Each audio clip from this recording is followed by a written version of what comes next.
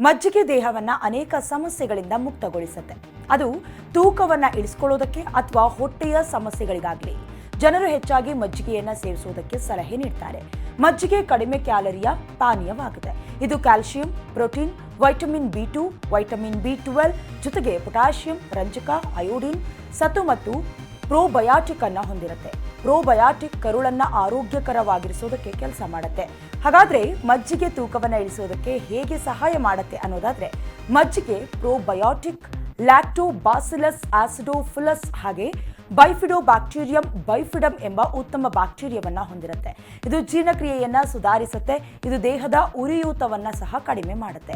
ಮಜ್ಜಿಗೆ ಕುಡಿದ ನಂತರ ಹೊಟ್ಟೆ ತುಂಬಿದಂತೆ ಭಾಸವಾಗುತ್ತೆ. ಜೊತೆಗೆ ದೀರ್ಘಕಾಲದವರೆಗೂ ಹಸಿವಾಗುವುದಿಲ್ಲ. ತೂಕ ಇಳಿಸಿಕೊಳ್ಳೋದಕ್ಕೆ ಬಯಸಿದ್ರೆ ಹಗಲಿನ ಬದಲಾಗಿ ರಾತ್ರಿಯಲ್ಲಿ ಮಜ್ಜಿಗೆ ಕುಡಿಯೋದು ಉತ್ತಮ ಆಯ್ಕೆ.